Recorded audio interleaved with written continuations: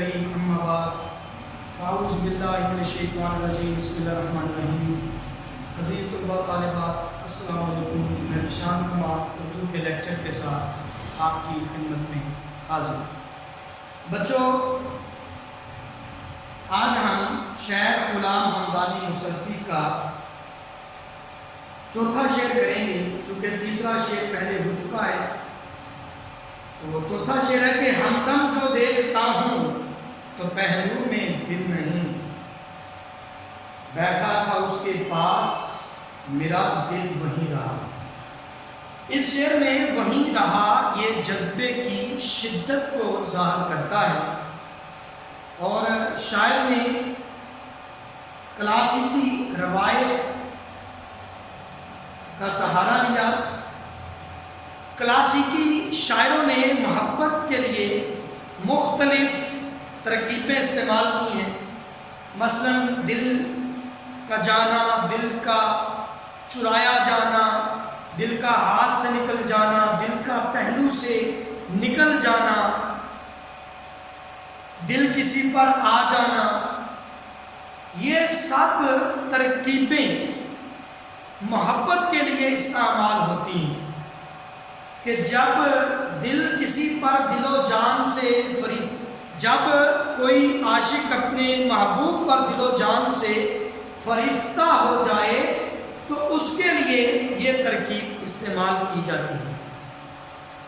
تو یہاں شاعر نے معاملہ بندی کا استعمال کیا ہے. معاملہ بندی کوئی شعر جس کو سمجھنے کے لیے ایک فرضی واقعہ بنانا پڑے. تو یہاں ہم ایک کہانی تشریح کے لیے کہانی بنانی پڑے گی، اور جہاں کسی شعر کی تشریح میں ایک کہانی بنانی پڑے، کہانی کا عنصر ہو، تو اسے کہتے ہیں معاملہ بندی. ہوا یوں کہ عاشق شاعر جو خود کو ایک عاشق کے کردار میں پیش کرتا ہے، وہ ایک بزم میں براجمان تھا اور اسی بزم میں اس کا محبوب بھی موجود تھا اور اس کے قریب ہی وہ اس کا محبوب براجمان تھا. تو بار بار نظر اس کے محبوب پر پڑتی رہی اور محبوب کی نظر بھی اٹھی اور شاعر پر، عاشق پر پڑی.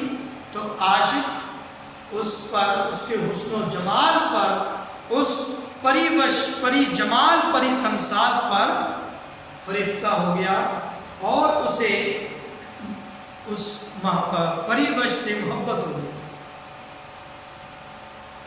اب وہ شعر ہے محفل میں بار بار اسی پر نظر گئی، ہم نے بچائی لاکھ مگر پھر ادھر گئی. اب بزم یار سے تو واپس آ گیا لیکن اس کا دل اسی بزم میں رہ گیا. یعنی اب ہم وقت اس کے قلب و ذہن پر وہی صورت، وہی شکل چھائی رہتی ہے. ایک بے خودی کا عالم ہے، اضطراب اور بے قراری کی حالت ہے کہ نہ چاہتے ہوئے بھی اس کے ذہن میں، اس کے خیال اور تصورات میں وہی چہرہ گھومتا رہتا ہے. اس کی ادائیں دل کو ایسی بھائیں کہ دل اسی کا ہو گیا. اس شوق سے، ملاقات سے قبل وہ اضطراب اور بے قراری نہیں تھی، لیکن اب اس سے ملنے کا، اسے دیکھنے کا اشتیاق بڑھتا چلا جاتا ہے. پہلے دنیا میں اور کارے دنیا میں دل لگتا تھا، مگر اب کارے جہاں میں، کارے دنیا میں جی نہیں لگتا.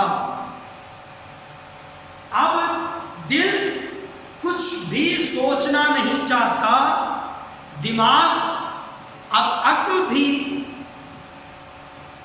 کام کرنا چھوڑ عقل کی قوتیں ماند پڑ گئی ہیں، دل میں موجود محبت کے جذبات غالب آ گئے ہیں، اور ایک تصویر، ایک صورت دل میں ایسی جاگزی ہوئی کہ پھر دنیا کے سبھی رنگ بے رنگ ہو گئے، ایک محبوب کا چہرہ ہی جلوائے صدرنگ بن گیا۔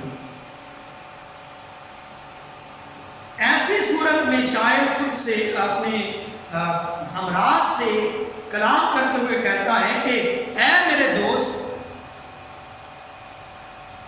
میں دیکھتا ہوں کہ اب میرا دل میرے پہلو میں نہیں ہے، یعنی میرا دل اب میرا نہیں رہا، اب یہ محبوب کا ہو گیا، اب یہ اس پری پیکر کا ہو گیا۔ میں کچھ بھی سوچتا ہوں، میں کچھ بھی چاہتا ہوں، میں کچھ بھی کرنا چاہوں، لیکن بار بار میرا دل مجھے اسی منظر کی طرف لے جاتا ہے جو بزم یار میں میری آنکھوں کے سامنے تھا، اور میرا دل اب میرے قابو میں نہیں رہا۔ یہ خودی بے قراری اور بے چینی پہلے نہیں تھی، یہ بے قراری پہلے نہیں تھی۔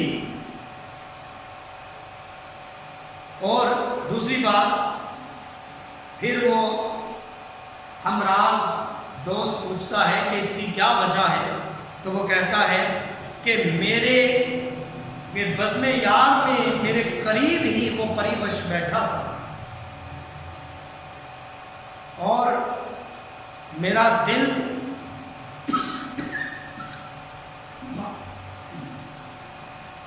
بار بار مجھے اس کی طرف مائل کرتا رہا،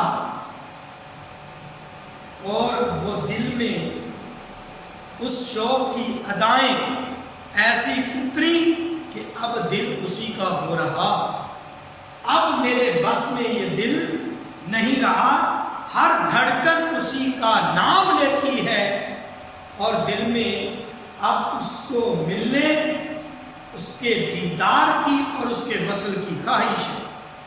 اب میرا دل فقط دیدار یار کی آرزوؤں کا محور بن چکا ہے، اور اس کی محبت کی، میرا دل اب اس کی محبت کی آماجگاہ ہے، اس کے سوا اب اس دل میں کچھ نہیں رہا، اب دنیا کی لذتوں کو بھول گیا ہے، کار دنیا میں بھی اب یہ دل نہیں لگتا، اب تو ایک ہی منظر ہے جو میری آنکھوں میں اترا ہوا ہے۔ بیٹھا تھا اس کے پاس، میرا دل وہیں رہا، کہ میں اس بزم سے جب واپس آیا تو مجھے پتا چلا کہ میں اپنا دل وہیں چھوڑ آیا ہوں۔ اب وہیں رہا، جذبے کی شدت ہے کہ کوئی چیز بھول جانا اور بات ہے، لیکن کسی چیز کا وہیں رہ جانا یہ جذبے کی شدت کی علامت ہے۔ میرا دل وہیں رہ گیا کہ میرے اب دل میرا نہیں رہا، اب یہ محبوب کا ہو گیا ہے، اب اسی کی محبت میں دھڑکتا ہے اور اسی کی آرزو میں جیتا ہے۔ جیسے شاعر نے کہا، مسائل اور بھی تھے پر جی کا جانا، عجب ایک سانحہ سا ہو گیا ہے، اور ایک ناوک نے اس کی نجگاہ کے، ناوک کہتے ہیں تیر کو، نجگاہ کہتے ہیں پلکوں کو، ایک ناوک نے اس کی نجگاہ کے طائر سدرا تک شکار کیا، اور کچھ اس ادا سے آج وہ پہلو نشیں رہے، جب تک وہ رہے ہمارے پاس ہم نہیں رہے، اور کبھی پہلو میں دل ہم بھی تو رکھتے تھے، کبھی پہلو میں دل ہم بھی تو رکھتے تھے، مگر کافر نگاہ نے لوٹ کر چھوڑا۔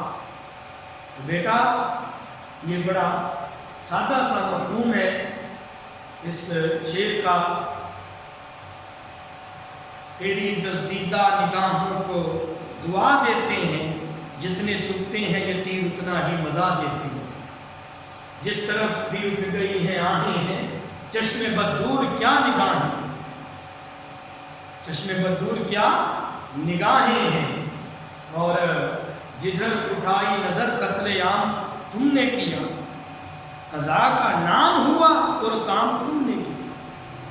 یہ محبوب کی نظروں میں وہ جادو تھا کہ اس جادو کی دل فریب اور دل فریبیوں اور آنائیوں میں عاشق ہو گیا، اس کا دل اب اس کا نہیں رہا بلکہ محبوب کا ہو گیا۔ یہ اس شعر کی سادہ سی تشریح ہے، بڑا لطیف شعر ہے، اور محبت کے معاملات کو یعنی آغاز محبت کو بڑے خوبصورت الفاظ میں بیان کیا ہے۔ تو یہ شعر اچھی طرح دیکھ لیجئے گا۔ انشاءاللہ اگلے شعر کے ساتھ اگلے لیکچر میں حاضر ہوں گا۔ جب تک میں اجازت چاہتا ہوں، اللہ حافظ۔